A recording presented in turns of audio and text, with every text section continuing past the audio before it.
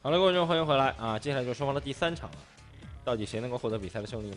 我们都很期待。我赌 AC 范，我也觉得 AC 范，毕竟是你看好队伍，你觉得呢？ Hello, hello, we are back. Today casting, it's going to be myself, Froskurinn, here with Hugo Souldra. At least, I hope he's here waiting in the wings. I haven't really touched base with him yet, but we are into our last game of the day. Unfortunately, it is not going to be a two-setter. It's going to be a bye from the second-tier team, but it's Acfun versus Hangong Club. Both have split 1-1. It is a best of three, so we are in the last game set point match for whoever wins this will face MD next week. I believe August 11th. Hugo, you in the wings there? Yeah, I am here, Froskurinn, and you know, both of these teams showed really strong sets alternatively. You know, in the first game, Hangong Club was very, very aggressive. You know, set up some beautiful team fights, and in the second game, you know, Acfun was equally not as aggressive, but very calm and they seemed very much seasoned in the way they played the Ziggs Lucian composition. So I'm interested to see what kind of champions both of these teams decide to lock in the pick and ban phase. We'll definitely see if Acfun's experience in the LSPL will allow them to keep up with that adaptability and see if they can pull up a 2-0 sweep on the back half of the set. We should be getting into champion select relatively soon, though. I don't know what the casters are doing. Having a lot of fun, it seems. Yeah, it seems so. They were doing the Dragon Ball Z fusion dance last time. Yeah, but just to talk a little bit about these teams, I mean, just to go, I mean, not only the teams, but player by player as well. You know, all of these players have shown mixed performances in this best of three.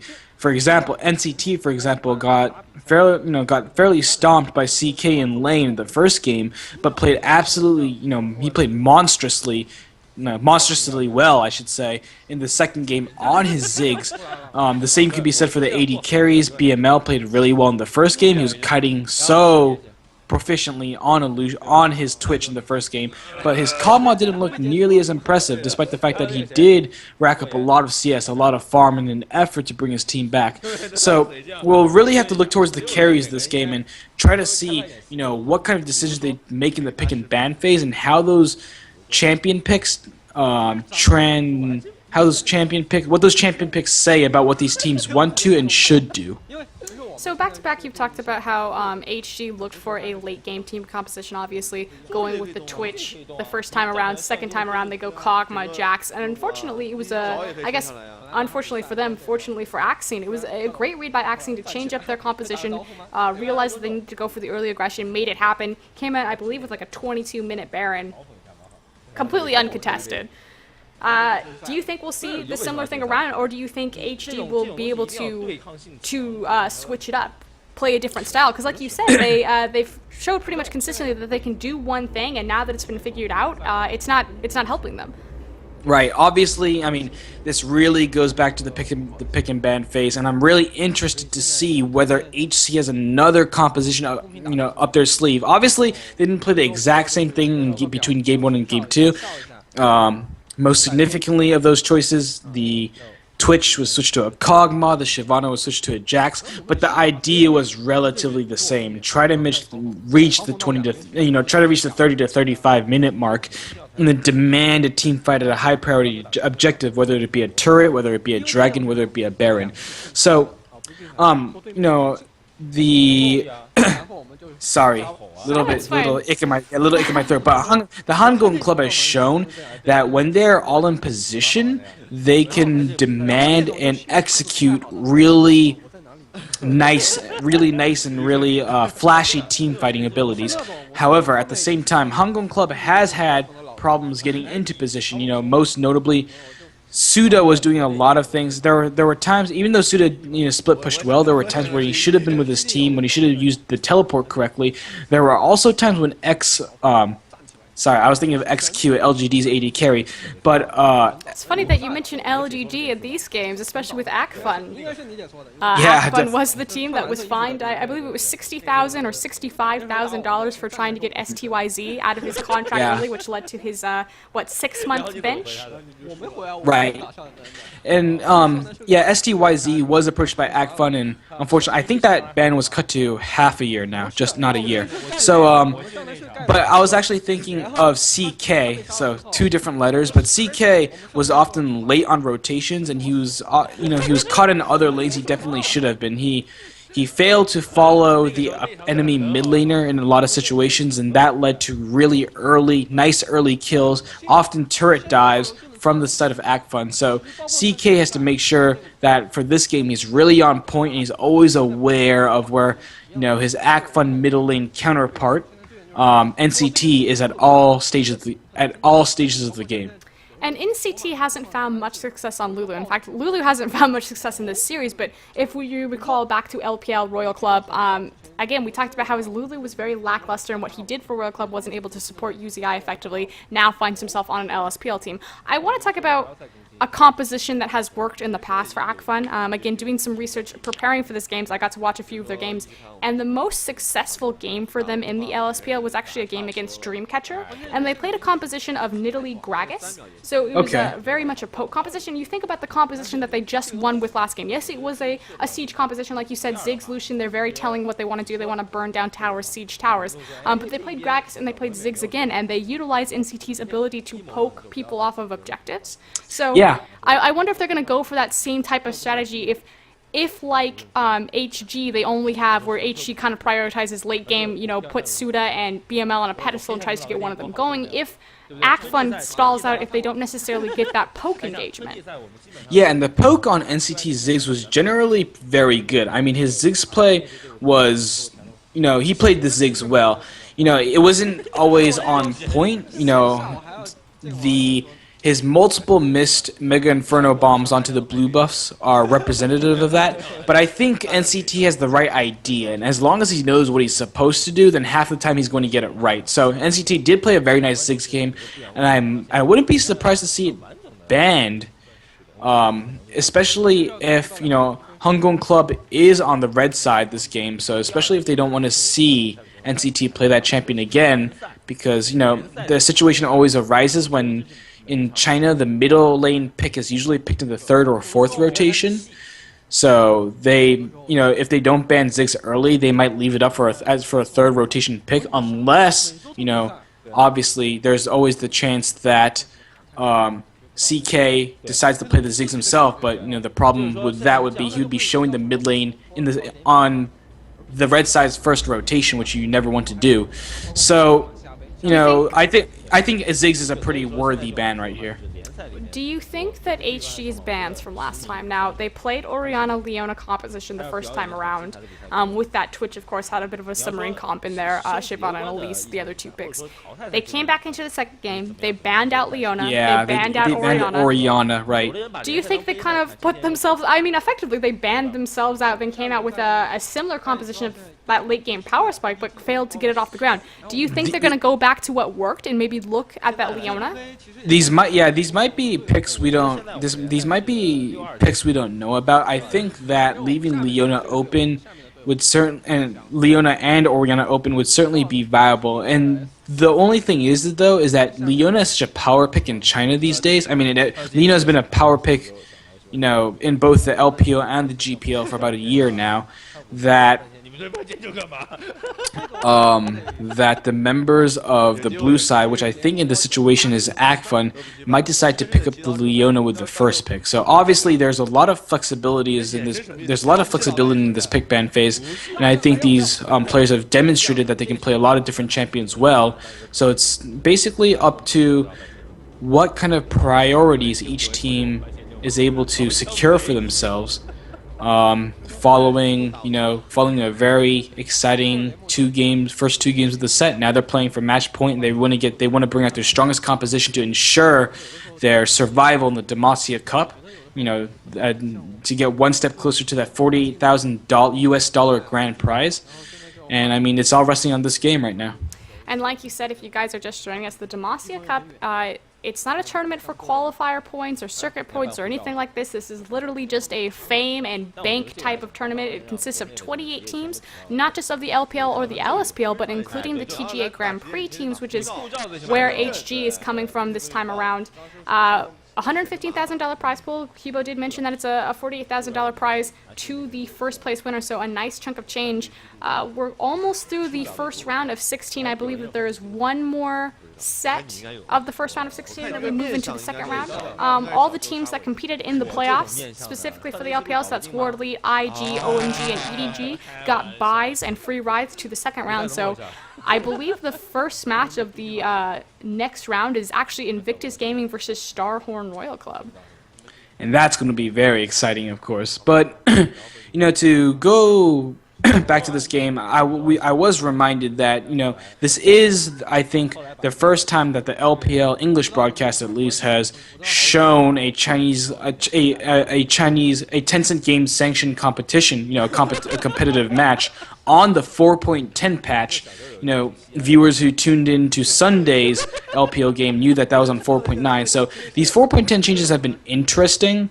A lot of champions were changed around, but I don't think there were any significant subtleties or differences in play. And I don't think that bizarre eye edge Lucian build. I mean, typically these days on the 410, it's a Bork into a Ghost Blade. Yeah, AD carries definitely got changed, and I'm really surprised that we didn't see Ghost Blade on any of these champions.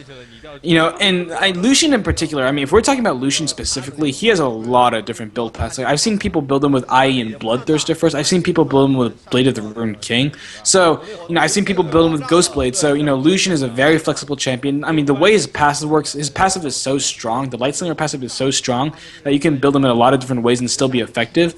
So, I fully expect Lucian to get picked up. Probably, I mean, I wouldn't be surprised if, not BML, but Victor places, puts high priority on the Lucian.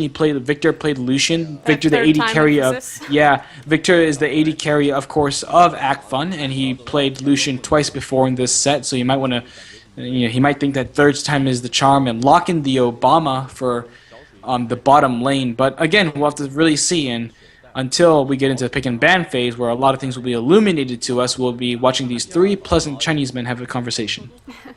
What did you think of Shine's performance, though? So Shine has a reputation going in that he was scouted by OMG in this most recent split for possibly a support role. Of course, OMG now has the brand new player Cloud, a solo queue challenger level player on the Chinese circuit, but I mean, that's a big claim to fame, having OMG, go and scout you out. And have you been impressed? Yeah, I mean, I think both of these teams have shown really good things. I'm surprised, given how bad the play in some of the LSPO games I watched last split was. I'm surprised that these teams have such a strong grasp over what their team compositions do. Sorry, I just moved my microphone.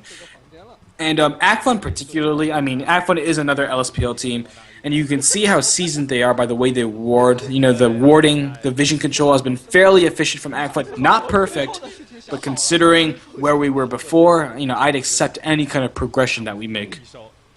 I've actually been fairly surprised with the warding, I feel, on both sides of the coin. It's been very effective, especially considering some of the warding in our LPL games. LSPL, yeah. And I think you can speak a little bit about this, because I know you watched it pretty frequently last split. You were a World League Academy fanboy when World League Academy was still in the LSPL. They have a reputation, and it always goes back to this. Is LSPL better than LPL? Does it have better teams? I know I've watched a lot of VG Gaming, and I wasn't necessarily a believer on this claim until I saw, I think they were running Bobo in the Demacia Cup. They're doing something special where they have their normal AD carry, I believe it's Avenger, and then in the Demacia Cup they run Bobo. And they switch it off. But when I saw the Vichy gaming teams play, I was like, yes, I am a believer. These teams are really good. Positive Energy, of course, got like a huge boost up in their... Right, you're talking about the new Standpoint Gaming, right? Yeah, the 8 Standpoint Gaming up. The other thing is, I honestly feel that if it had come down to relegation, obviously this split around, we have World Lead Academy and Young Glory got, I'm going to say free rides. I think this might cause a little bit of controversy. Okay. They got a little bit of a free ride into the LPL. Normally there's a relegation tournament. However, I'm not going to say this is what happened, but there was a lackluster performance from World Lead Academy at the IET tournament when they were scheduled to have a relegation tournament between Energy Pacemaker, Hong Kong, and Positive Energy, and then suddenly there's no more relegation tournament. World Lead Academy gets a free pass into LPL without any sort of face-off against Positive Energy, and personally, I don't think that they would have made it in. But we are in Pixel Band, so we won't be able to burn any bridges there. Yeah, so Kale, Braum, really standard bans. I think that both Kale and Braum have been banned in all 3 sets. And interestingly enough, I think Kale has been banned on blue side twice. So I was correct. My memory did serve me correctly. Acfun is on the blue side, and they have a lot of avenues they can go. It really, I mean, who they get for their first pick is really, really important right here. Evelyn is banned by Acfun. A lot of priority picks still left on the board. I feel like this pick and ban phase is pretty standard. We did see the Evelyn pick come out the first game, was bypassed the second game around. We'll see if we see any other jungler picks. Lee Sin was also targeted in the past. Jarvan has shown up back-to-back. 2 mixed success. I think he's actually split, but there is that Ziggs ban.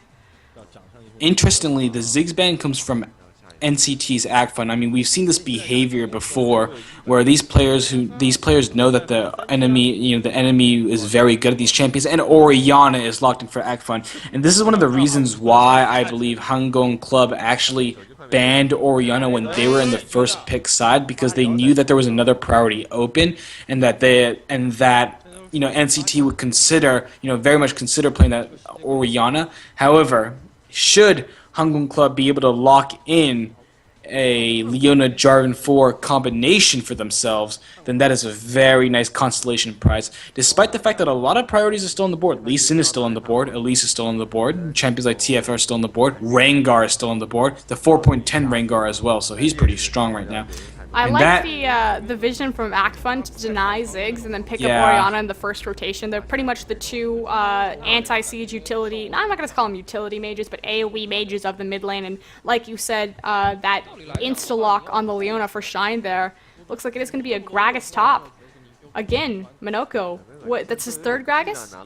No, he played Shyvana the first game. Oh no, he did play Gragas. No, Minoko, this is Minoko's 3rd Gragas game, because he played Gragas all 3 times against the Shyvana, against the Jax, and now it appears we don't see the top lane pick yet. I don't think it will be. We'll be locking in Quinn. You don't think it's going to be top Quinn?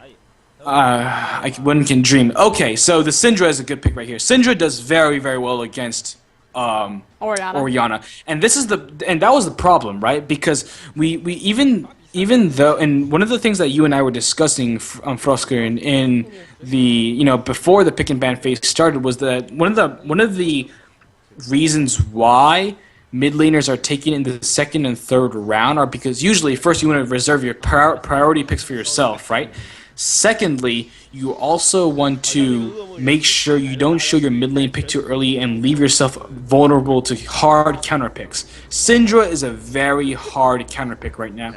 So, we discussed whether these teams would be able to run different styles. It seems like both Hangong Club and Acfun are going for champions that scale well throughout the entire game.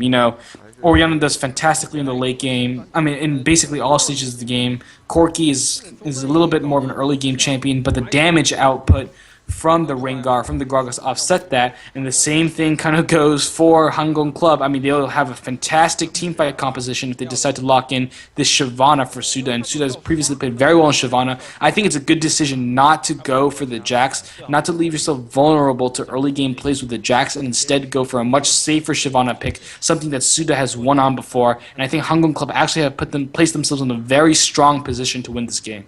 So don't have the ball delivery service this time on Elise or Shyvana due to that Orianna being picked up by NCT here. A lot of AoE coming out from Acfun here. You have the Cask, the Shockwave, of course Corki with his Gatling gun, big rockets, mixed damage, and of course the Zyra Stranglethorn. So yeah, it's a very wombo combo team composition. Yeah, I mean if you communicate well, you can use the Rengar while he's on the hunt as your quote unquote Submarine engagement? yeah, submarine engagement. But again, I think more than that, both of these teams have fantastic team fighting comps. Acfun this time has the composition that, both of these compositions, like, the ramp up times are very clear. Whereas the Rengar and the Orianna take a little more time to do damage. You have the Corki who does fantastically in the early game. Corki does really, really well. Also, when you pick Corki and then an aggressive support like who did Acfun pick on the support? It's Leona and Zyra. Yeah, it was Wait, sorry, what? It's Zyra Oh, on Zyra, Acfun, yeah, it's and Zyra on Leona Acfun. on, Yeah, so usually when you have the Corki, it means that you intend to 2v1 and then eventually leave your AD carry alone with, I suppose who would be Suda's Shyvana. The only thing is that Shine's ganks on Zyra won't be the best, so it might be worth just Acfun setting up for the 2v2 right here. And I don't think the members of Hangong Club will be will abhor that change. We'll see indeed, but we are on the Rift. It's going to be Acfun this time on the blue side, Oh, Hangong he might Club get on the caught. red side, and it is going to be a 5-man engage. Nice Suda walks into all of flash, them, Suda. flashes the wall, misses the grasping root, so he is going to burn out of that. Very close, loses the summoner, but not his life, and definitely the 4.10 changes, that would have burned a little bit more since First Blood has been changed. Yeah, and I mean, really, first of all, really adds nice 4.11 flash. patches. I have no idea. But then that would have been, that was a really, really nice flash coming out from Suda. Good for him, good of him, and just to, be careful enough to know that the enemy might be waiting the brush and decide to flash there, even though he probably should have put his trinket there. And that's, and that also showed one of the weaknesses. I mentioned before how Shine couldn't, the reason why Acfun should maybe consider going for 2v2 lanes is because Shine couldn't roam effectively, is because the missile speed, and we see another fight here, and it looks like it's going to be that's going to be the flash out of the Rengar out of EM.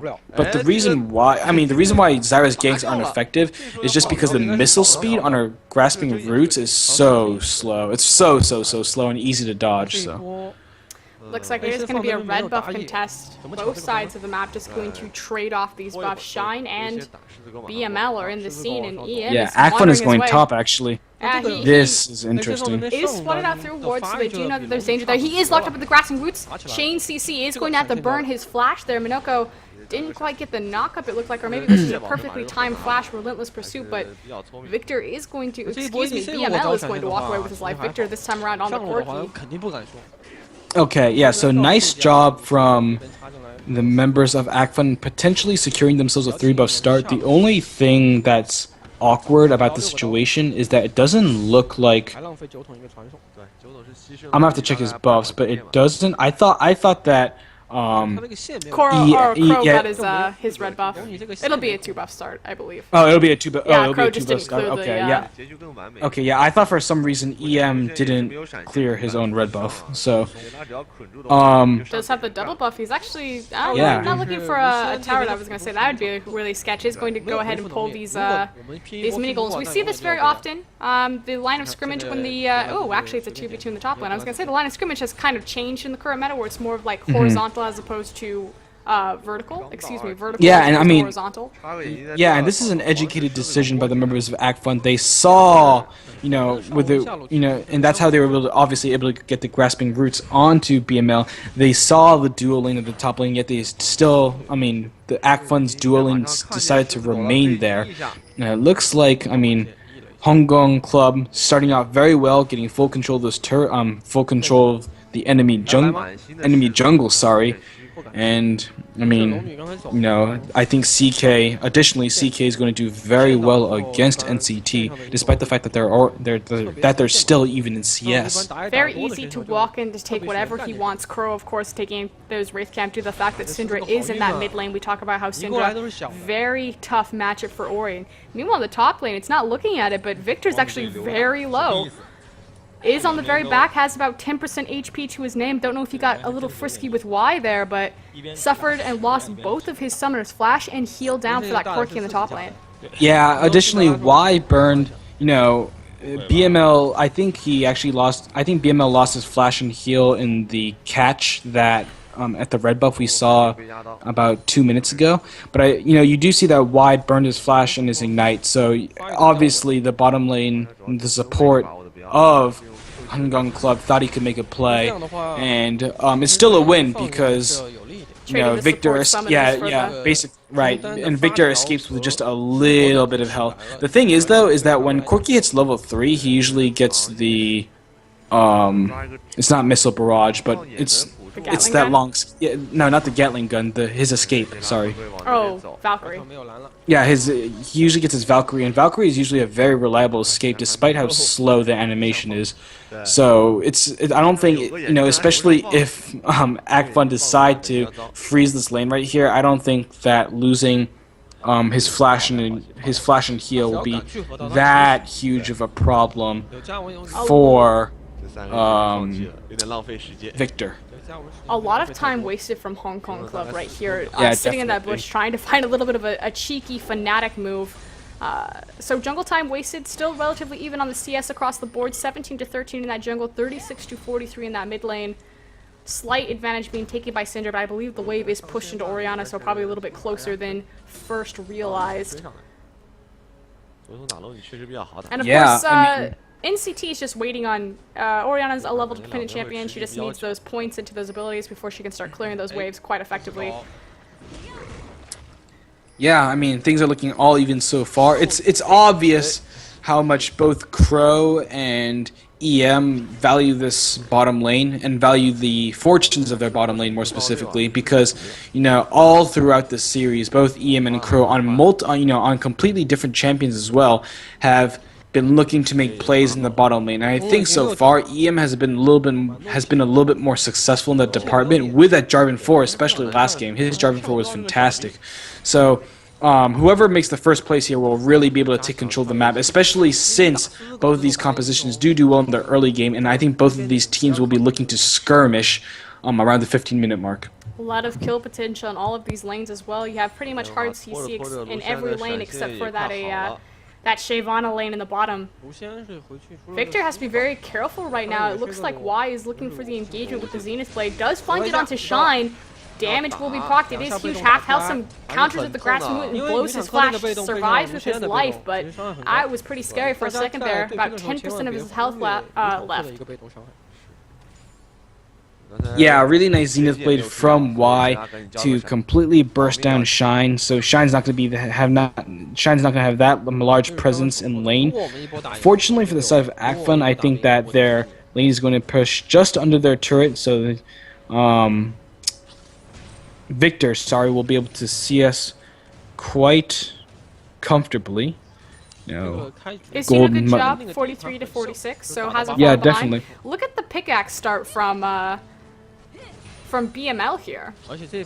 Yeah, I mean, when you want to get he's obviously building to an Infinity Edge, and pickaxe is never it's not a bad item. It gives you a lot of early damage. The thing that's most surprising to me, though, about this game is that in the first game, we saw Souldra play Shyvana, and Acfun's top laner, Minoko, played Gragas. And at this point, I think Souldra had more CS on the Shyvana than Minoko's Gragas did. So it's interesting to see those CS... Oh, no. Yeah, it's... Souldra cleared the wave again. So, I mean, Souldra obviously is very familiar in this matchup, and he's able to keep up a high level of play, despite the fact that it seems like for some reason, and it might be, and we see a gank here. The shockwave goes down into CK. There's the flag and jack for the counter engagement. Crow trying to make something happen, but CK flashed out. And here's the Dragon Descent, completely whiffs everything. Good attempt from Souldra there to try to make a 2v2 into a 3v2, but fortunately no first blood yet. Everyone walks away with their lives. Yeah, and interestingly enough, the members of Acfun, and it looks like the duo lane coming out of Hangong Club is going to recall and try to meet up with Acfun's bottom lane again, and Minoko interrupting them right here. But it looks like Acfun really does want to avoid the members of Hangong Club, and that's why they tried to, initiate a lane switch and hoped that either Hangong Club's bottom lane would lose a lot of minion experience or just wouldn't bother, following them. But it looks like the dual lane is going to stick to Acfun's bottom lane like dogs, and the Lucian-Leona combination is actually posturing towards the middle lane, so this might be another adaptation, yeah. They were going to follow up, but I think Souldra made the call, I'm already here, my teleport. I guess his teleport is up, so he could have gone for it. I guess it looks like they are going to let the 2v1 slide. Obviously, Victor wanted to cruise through lane phase, get his level 6. Corgi doesn't really see a power spike early game until he has that missile barrage rocket. Yeah, definitely. Missile barrage. Between us, we should know all of the abilities. Yeah, I know. I'm really bad at this. I just don't know the names of them. I can always be like, oh, Gragas comes in with his W, it's da-da-da, but... Or I guess he takes a drink of his W. Come on, man. You're a play-by-play caster. It is Missile Barrage. Yeah. So, BML, everyone's sharing this nice experience. And interestingly enough, despite the fact that the members of Acfun had their dual lane in the bottom lane, it looks like that Hangong Club is going to take the first dragon. Again, yeah, we said that, and I don't think, is Minoko going to be able to make a play? He does have the cast, gets the belly bop for the knockup, burns the Dragon Descent to completely avoid the cast, so... Yeah, and, and Souldra didn't have to burn any summoners as well, so that was really well played.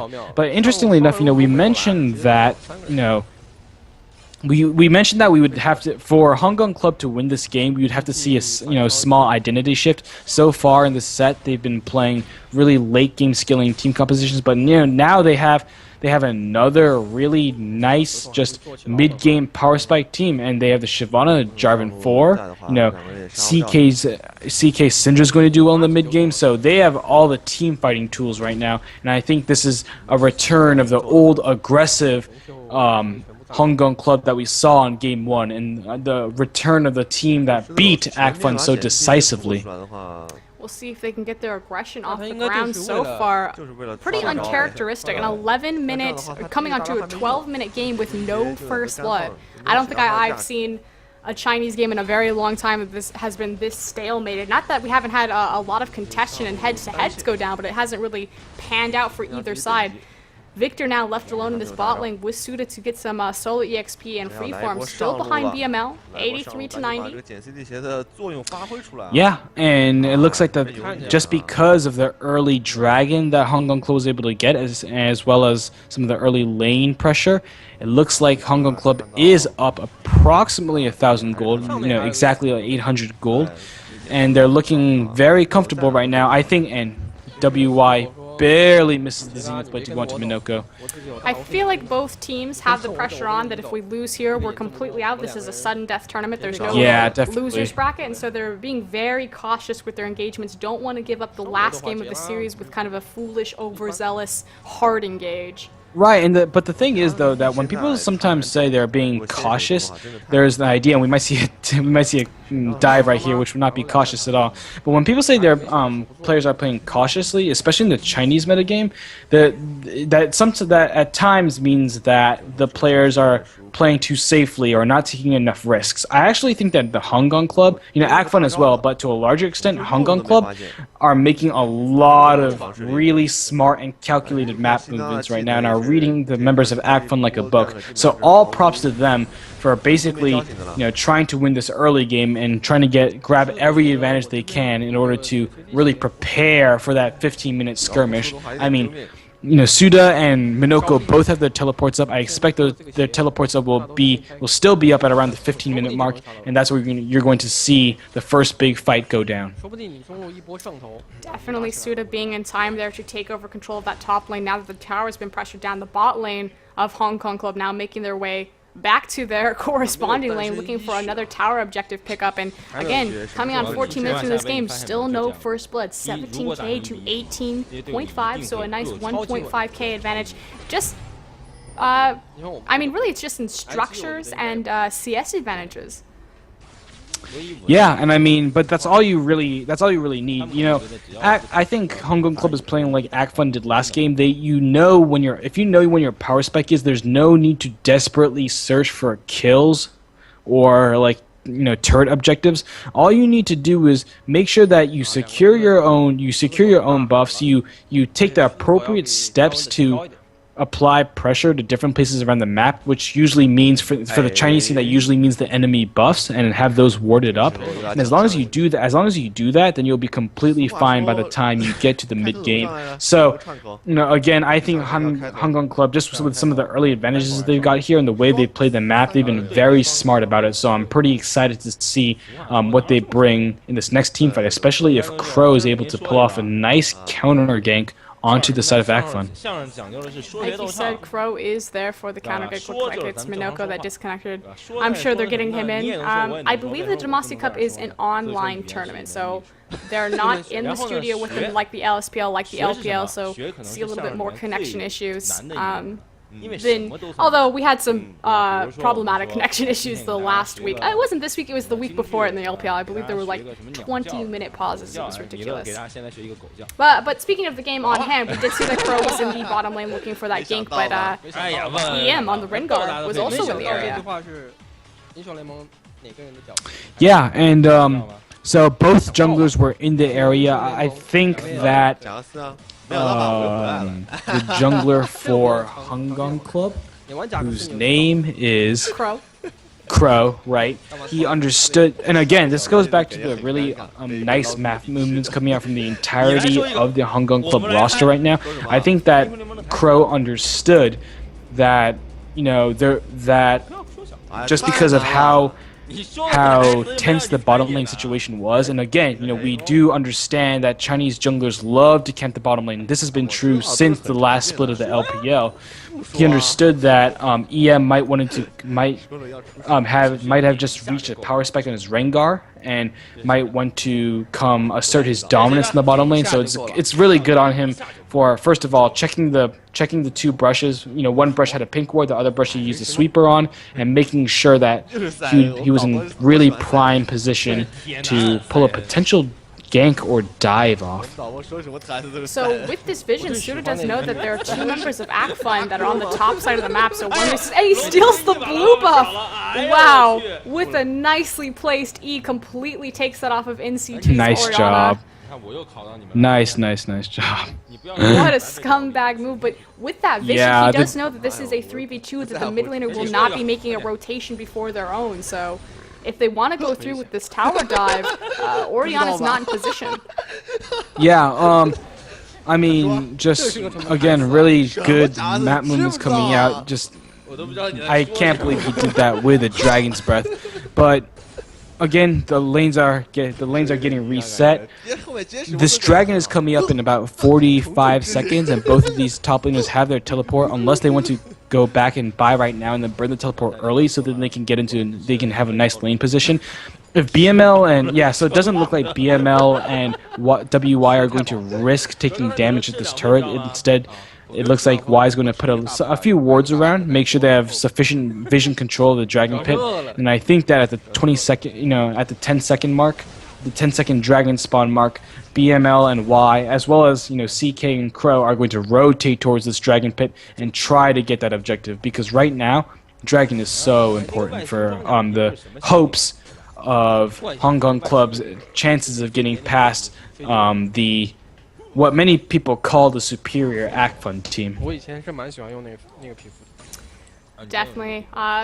Map kind of stagnating out right now. We're, like you said, we are waiting on that dragon. It has spawned, so big plays, big contestation should be over at that point. It could be another free dragon. I feel like we've seen a lot of free dragons just given away. No contestation, just teams kind of being out of position. So hopefully this time these mid power spike teams will look for the 5v5 and try to find a gold swing and a power swing.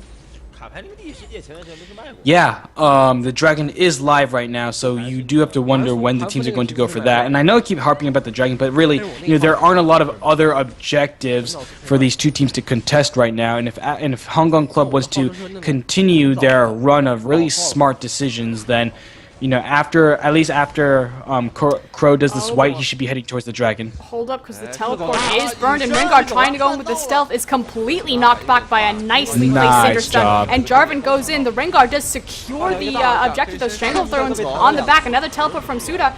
Acfun is completely split up. Hong Kong Club in the middle of everything, just picking up kills left and right. There's 1, 2, and 3. Down for Acfun, the last two members on the run here. Souldra and Y looking for blood though. CK pushing the wave. It might mean a free tower. Unfortunately for me, I can't see anything because my stream lagged, and I just saw it again. So unfortunately, I missed the dragon fight. But I assume that Souldra was able to clean up, and because of the kill and assist, he was able to grab. And again, we said that Hangong Club needed to make some moves, and now they're 2,000 gold ahead at 18 minutes. So Hangong Club is in a very nice position right now. Additionally, they know where that pink ward is. They can go sweep it out later. BML is in a very strong position right now. I don't think that. So I don't think that Victor's going to get back into lane soon enough, so they're going to be able to take down this turret, which means, a turret and a dragon, as well as a few kills. I believe that was 1 to 3 in kills, right? So a whole bunch of gold swinging in favor on the side of Hangong Club. They're looking really strong right now. Fortunately, though, Acfun, EM did manage to get the dragon steal, so yes, they do pick up the global gold of the tower, as well as the 3 kills, some kill gold, but global gold of the dragon did go over to Acfun, keeps them a little bit in this game, 25k now to 27k, so a little bit of breathing room for Hong Kong Club as Acfun looks to pressure and trade 1-for-1 on this bot tier tower, but the wave clear alone from Jarvan and Leona is enough to deter them. Right, and then, these guys are looking really good right now. So, again, we have to think about power spikes. Both Acfun and Hangong Club probably feel fairly comfortable in terms of, where their champions are, where their champions do well. I think both Acfun and Hangong Club are feeling fairly well at this point of the game right now. Obviously, Hangong Club does have the 2k gold lead at 19.5 minutes. That's soon going to be 3k, I believe. And it's really just a matter of Hangong Club, playing to their strengths. They have pretty good wave clear. They have really good siege, nice team fight, a lot of tankiness. They could demand any fight that they want to, even at this early stage of the game.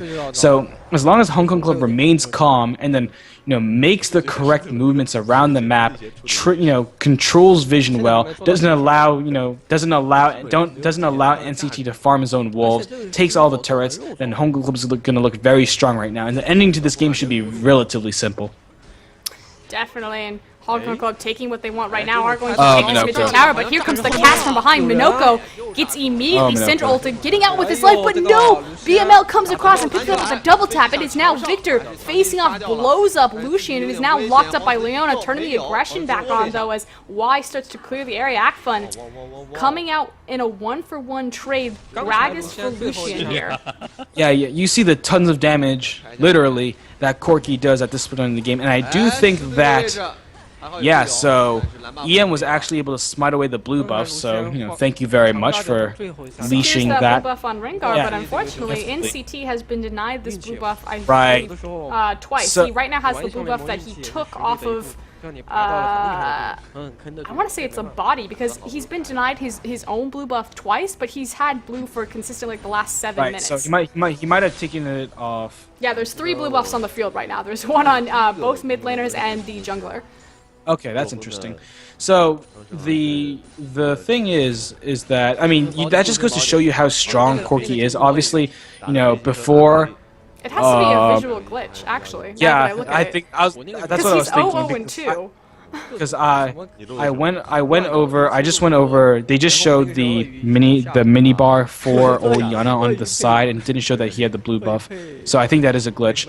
Okay, so besides that, it does show how strong Corki is right at this moment in the game. Like he was able to go in, just deal so much damage and completely wipe BML off the map. Unfortunately for the side, as Acfun is barely going to be able to save this turret right here. Unfortunately for the side of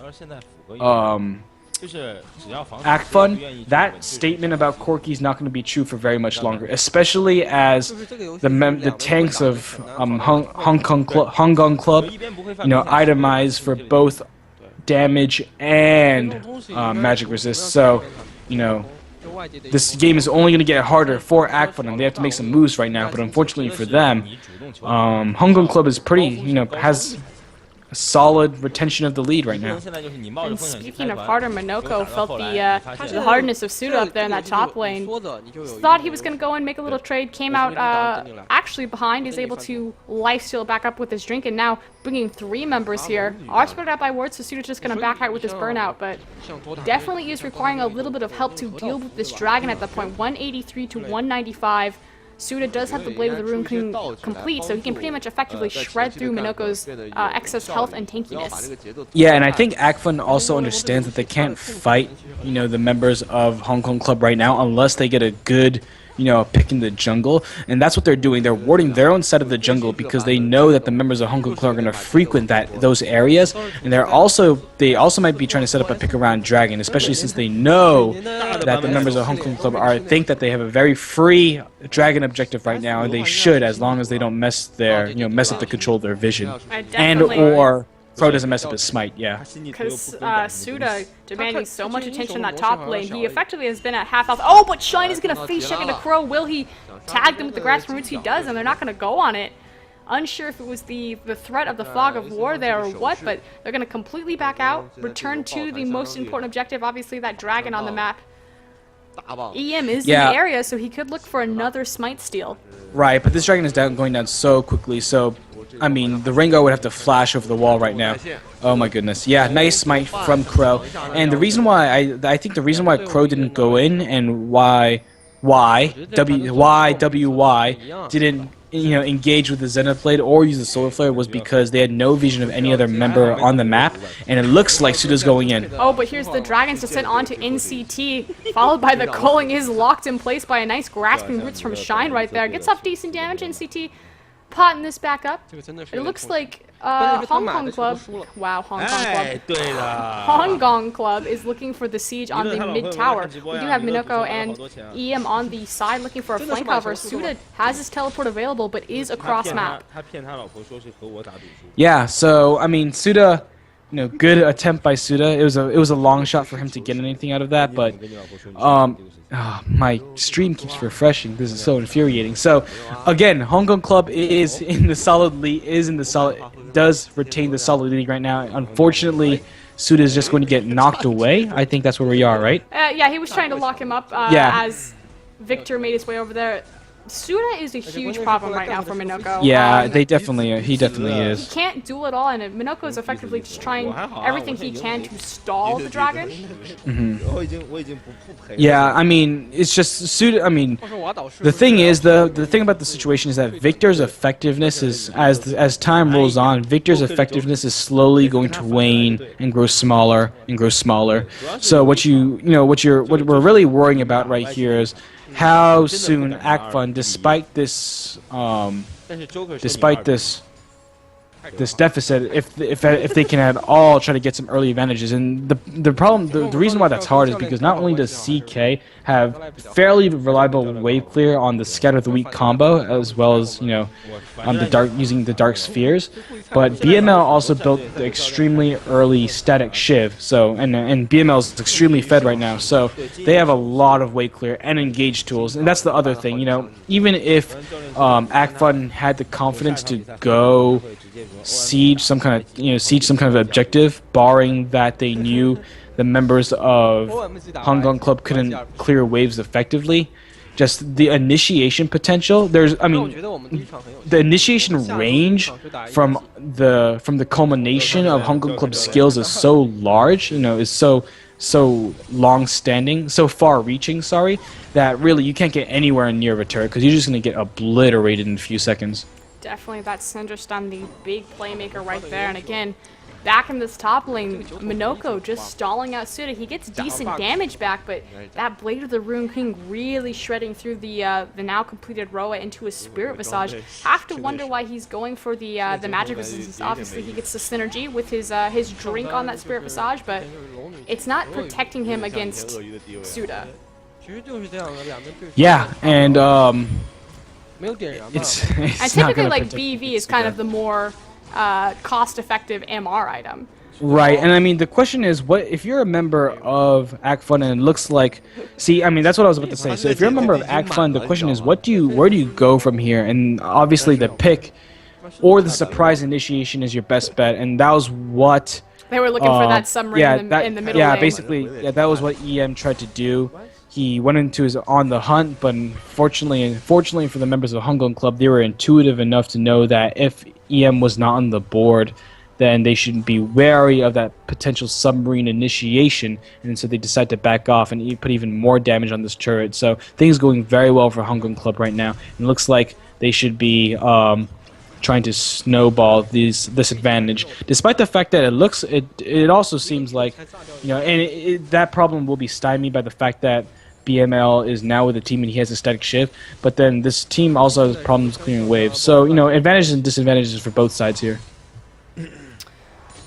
HG now grouping back up into this mid lane. As I say that, they're now looking, hey guys, let's go share a race, waiting for the next minion wave to come back around. But they've been in this mid lane for this attrition war over the mid-tier tower for quite a bit now. It's a little under half health.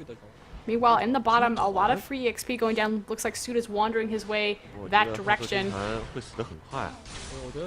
Possibly posturing for this dragon that's about to come up in 1 minute and 20 seconds. Yeah, and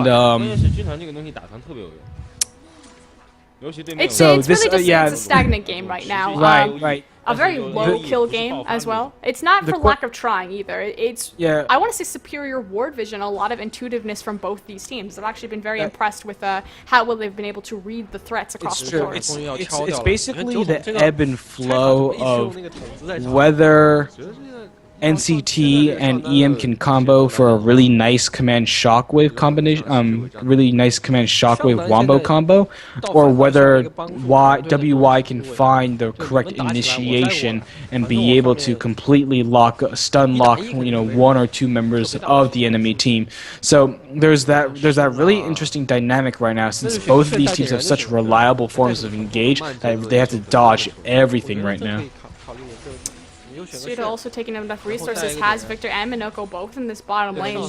Victor trying to get back around to his team, but there is a numbers advantage in mid lane if Hangong Club want to look for the engagement. Looks like they're just backing out safely though, looking for this dragon about to spawn in 8 seconds. Suda also in position for that. Oh, but the Baron being started. Shine has his plants on. It takes a lot of damage. That was a little overzealous, but the read from Hangong Club is, you know what, they left mid. Let's take down their tower. Let's transition to the next global objective. Yeah, I mean that's exactly what Hangong Club should be doing. They can sense the Baron being cut out, but Baron being started again. This is really interesting, especially since the members of Hangong Club have no vision. But it looks like they might want to set a pick right now. Crow has an inkling, sends his flag over the wall, but a nice stall from Acfun. Are they gonna get underneath? But no, I think Shine gave away the vision on the flag. And he's going to go ahead and re-engage. Yeah, and wow, I mean, it looks like Hangong Club have no idea that this is going on. They have to have some kind of inkling. I mean, they're just posturing around the map. If by the time that Y checks this, they're not going to be able to contest anything. So, yeah, they might as well just stick and get the dragon because they know that they can't get the Baron. A really, really smart Baron build from Acfun to know that they have vision in they have pink ward vision in the brush to sweep at the appropriate places around the map and know that if they dodged the flag toss, the javelin tossed from Crow. If they showed, initially showed that they weren't doing the Baron, then they just had 100%. Wow, what a really good move. I know. I'm so in shock. It was a beautiful play of information there because they had the ramp warded that they were able to see Jarvan coming over, and then because he checked with his flag, they knew for sure that it wasn't warded, so to make that call, they didn't need a pink ward to procure the Baron vision.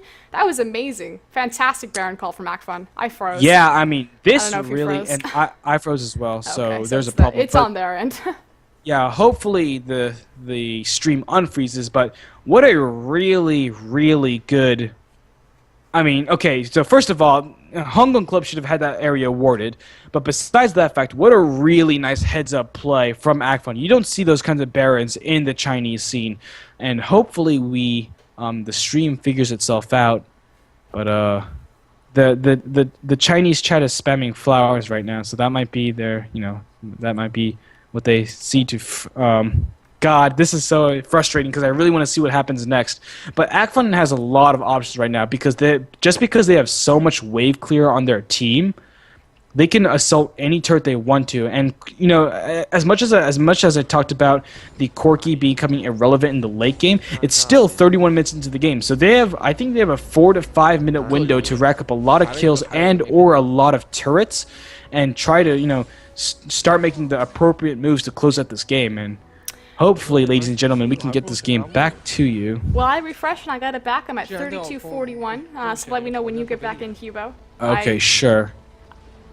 I suggest just refreshing the page. Worked on the first time yeah, for me, but okay, now it is yeah. 32:54. Exactly, right. You're about a second ahead of me. So we're 33 minutes into this game. Even though Acfun just got a completely beautiful, uncontested Baron, they are technically still down in gold, 48k to 50k in favor of the Hangong Club. 2 to 4, very low kill game. I feel like this has all been about vision control. Yeah, but I mean, with the way that both these combinations work, if Acfun lands the correct, if Acfun, chains their crowd controls, chains their abilities correctly, it doesn't really matter what the gold lead is. And the same actually goes for Hangong Club, even if to a lesser extent. Also, I'd like to point out the fact that BML, this is 4.10.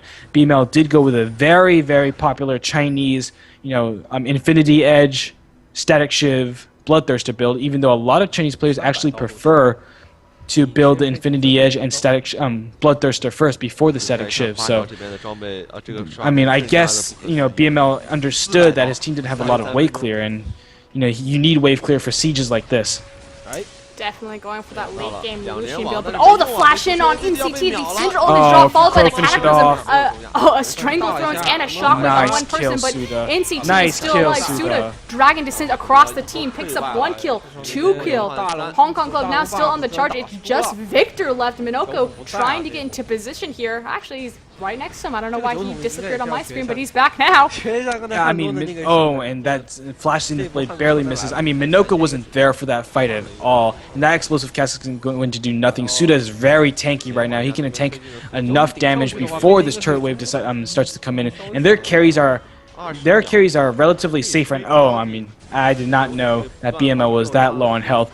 So it looks like the members of Hangong Club are going to back out now, but again, that's another positioning issue, right? We mentioned before, no matter what the goal lead was, if you land the correct set of initiation, or if you land the correct set of abilities together, then no amount of gold would be able to overcome like the instantaneous burst from both of these teams. So really good on the members of Hangong Club to ensure to completely burst out NCT's Orianna and make sure that NCT panicked and used the command shockwave on only one person. Souldra was able to get there for the cleanup kill, and then on the other side of the map, on the other side of the fight, BML was just completely destroying the composition of Acfun.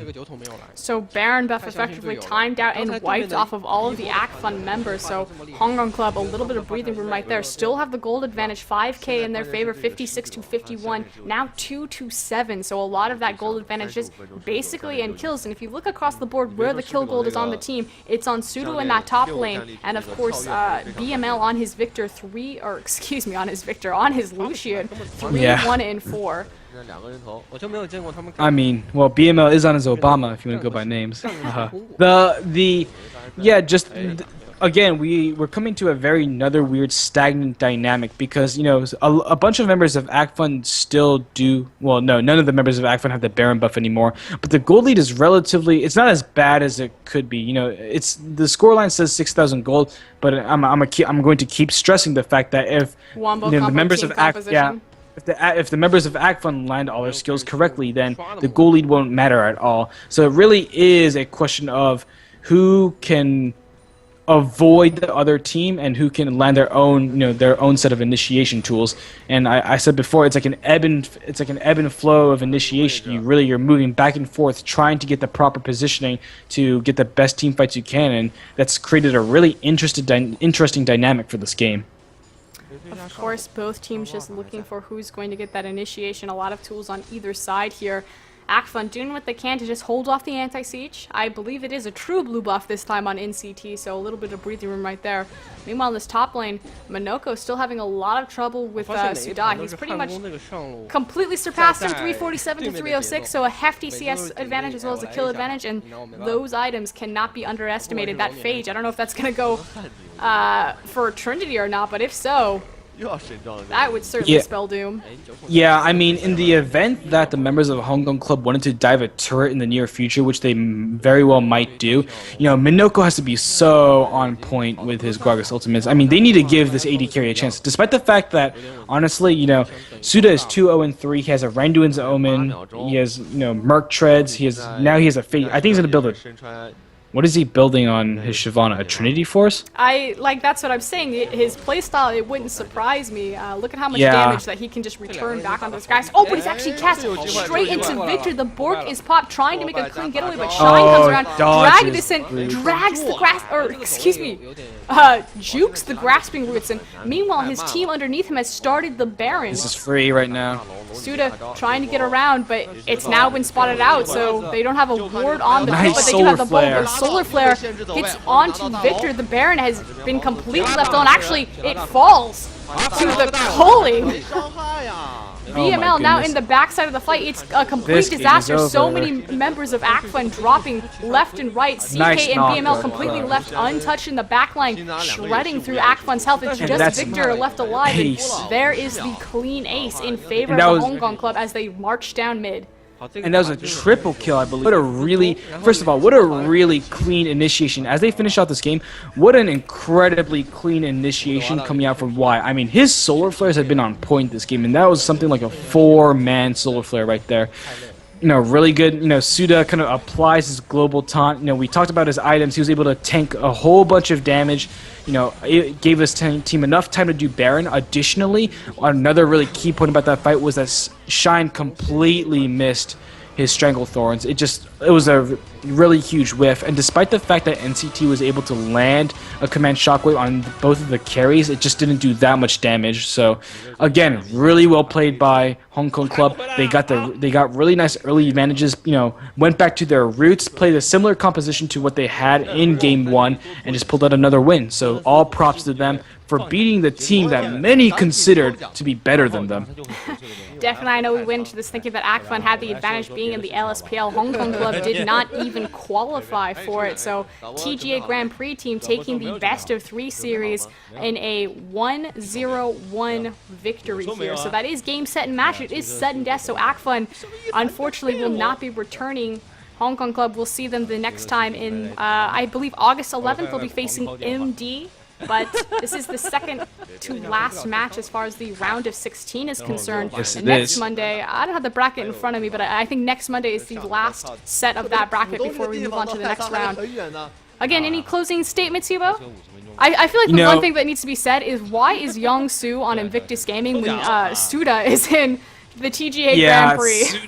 Souldra, I mean, obviously, you know, Souldra doesn't play, I mean, Young Soo doesn't play a lot of Shyvana, but that was a really good, clean game from, you know, and the thing I liked most about Hangong Club's performance, not to take anything away from Acfun, because I think a lot of the members of Acfun had, you know, some pretty good performances, but it seemed that in every single team fight, a different member of Hangong Club would step up. Whether that would be Crow, whether that would be CK, whether that would be whether that would be Victor. Sorry, wait, not Victor. It was the AD carry was BML, right? So and I mean WY too, and Suit in the top lane. I mean every member. I'm not going to say that each person played perfectly from the side of Hangong Club, but it seemed like at every turn there was someone who would step up in their loss as well. So just really well played from Hangong Club, and I'm excited to see how this team does in the next round. I think that this team might surprise some people. Of course, they've already beaten OMG once, so let's see who they can take out in their next game, the Demacia Cup. So congratulations to Hangong Club for making it to the next round and one step closer to that $40,000 grand prize. Definitely. So signing off, I am Froskurinn. With me was Hugo this morning. Again, huge thank you to our sponsors, Gosu Gamer, Games in Asia, Twitch, and of course a shout out to Garby for everything he's done for the stream. Do you have any personal shout outs, Hugo, or are we good to sign off here? Shoutouts, of course, to the fans for, I think, about 80 to 90 fans tuned into this game, and obviously we get a lot more people coming in to watch the LPL action, but the Demacia Cup is always fun, especially as we get to the later rounds, and the later rounds are coming very soon, friends. So hopefully, you find enough motivation to tune into the Demacia Cup. And I also would like to give a shout out to you, Froskurinn, because I wasn't prepared to cast today. It was actually supposed to be pyrotechnics, but fortunately you were kind enough to take the play-by-play casting role that I'm so terrible at, and we managed to pull out a really nice cast, even when I'm deathly tired at midnight. And I think it's you started at 6 in the morning, so I started at 6 in the morning. Yes. Yeah. So I mean, really good game, and thank you very much to both my co-host and the fans, and we'll see you next time, I guess. Have a good one and good night. Oh, and shout out to the new Twitch League team. All of these players have shown mixed performances in this best of 3. For example, NCT got fairly stomped by CK in lane in the first game, but played absolutely, he played monstrously well, I should say, in the second game on his Ziggs. The same could be said for the AD carries. BML played really well in the first game. He was kiting so proficiently on his Twitch in the first game, but his Kama didn't look nearly as impressive, despite the fact that he did rack up a lot of CS, a lot of farm, in an effort to bring his team back. So we'll really have to look towards the carries this game and try to see, what kind of decisions they make in the pick and ban phase, and how those champion picks what those champion picks say about what these teams want to and should do. So back-to-back, you've talked about how HG looked for a late-game team composition, obviously, going with the Twitch the first time around. Second time around, they go Kog'Maw, Jax, and unfortunately, it was unfortunately for them, fortunately for Axine, it was a great read by Axine to change up their composition, realized that they needed to go for the early aggression, made it happen, came out, I believe, with like a 22-minute Baron, completely uncontested. Do you think we'll see the similar thing around, or do you think HG will be able to switch it up, play a different style? Because like you said, they've showed pretty much consistently that they can do one thing, and now that it's been figured out, it's not helping them. Right. Obviously, I mean, this really goes back to the pick and ban phase, and I'm really interested to see whether HC has another composition, up their sleeve. Obviously, they didn't play the exact same thing between Game 1 and Game 2.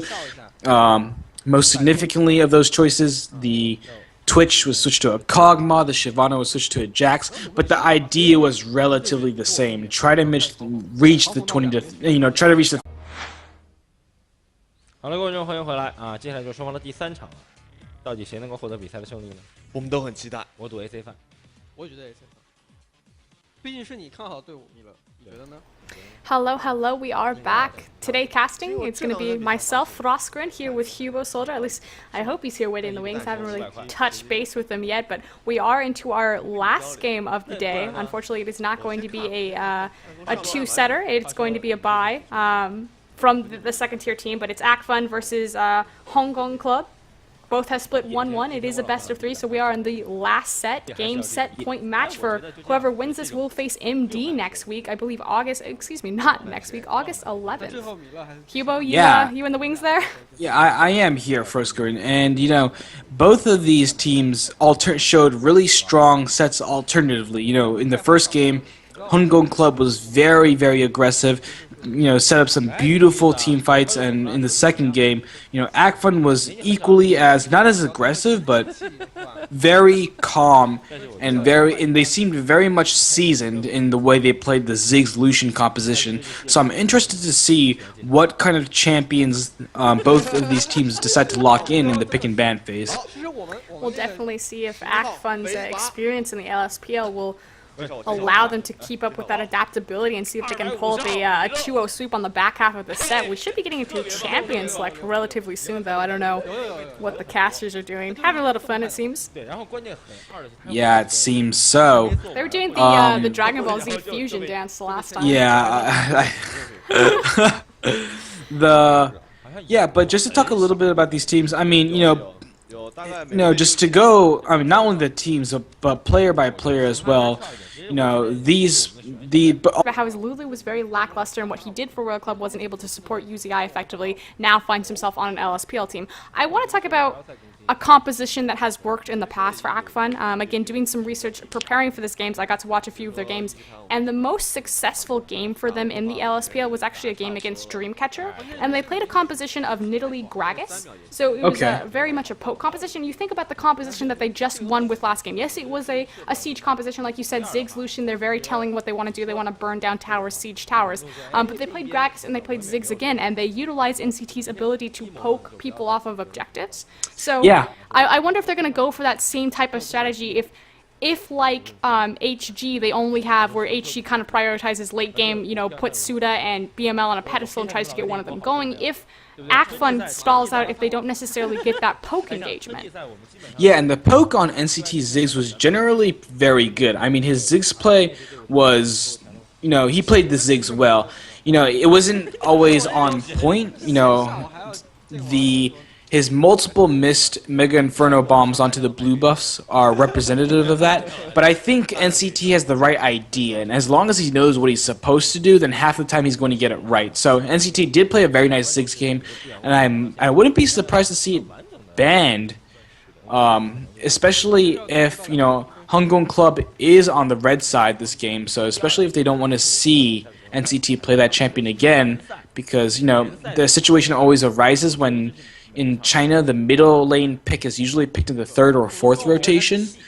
So they, if they don't ban Ziggs early, they might leave it up for a third rotation pick, unless, obviously there's always the chance that CK decides to play the Ziggs himself. But the problem with that would be he would be showing the mid lane on the red side's first rotation, which you never want to do.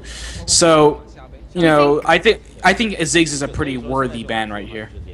Do you think that HG's bans from last time, now they played Orianna Leona composition the first time around, with that Twitch of course had a bit of a submarine comp in there, Shyvana and Elise, the other two picks. They came back into the second game, they banned out Leona, yeah, they banned out Orianna, right. Do you think they kind of put themselves, I mean effectively they banned themselves out, then came out with a similar composition of that late game power spike, but failed to get it off the ground? Do you think they're going to go back to what worked and maybe look at that Leona? These might be picks we don't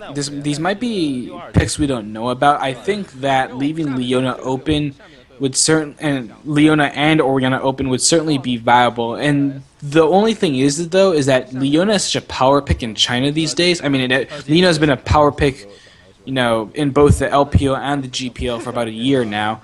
That the members of the blue side, which I think in this situation is Acfun, might decide to pick up the Leona with the first pick. So obviously there's a lot of flexibilities in this. There's a lot of flexibility in this pick ban phase, and I think these players have demonstrated that they can play a lot of different champions well. So it's basically up to what kind of priorities each team is able to secure for themselves. Following a very exciting first two games of the set. Now they're playing for match point, and they want to bring out their strongest composition to ensure their survival in the Demacia Cup.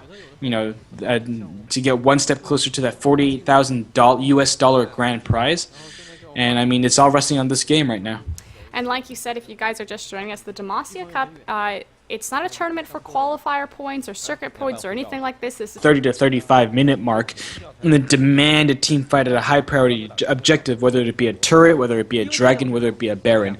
So, you know, the sorry, little ick in my throat. But the Hangong Club has shown that when they're all in position, they can demand and execute really nice and really flashy team fighting abilities. However, at the same time, Hangong Club has had problems getting into position. You know, most notably, Souldra was doing a lot of things. There were times, even though Souldra split pushed well, there were times where he should have been with his team, when he should have used the teleport correctly. There were also times when sorry, I was thinking of XQ, LGD's AD carry, but it's funny that you mention LGD in these games, especially with Acfun. Yeah, Acfun was the team that was fined, I believe it was $60,000 or $65,000 for trying to get STYZ out of his contract early, which led to his 6-month bench. Right. And yeah, STYZ was approached by Acfun, and unfortunately, I think that ban was cut to half a year now, just not a year. So, but I was actually thinking of CK, so 2 different letters, but CK was often late on rotations, and he was, he was caught in other lanes he definitely should have been. He failed to follow the enemy mid laner in a lot of situations, and that led to really nice early kills, often turret dives from the side of Acfun. So CK has to make sure that for this game he's really on point, and he's always aware of where his Acfun middle lane counterpart, NCT, is at all stages of the game. And NCT hasn't found much success on Lulu. In fact, Lulu hasn't found much success in this series, but if you recall back to LPL Royal Club, again, we talked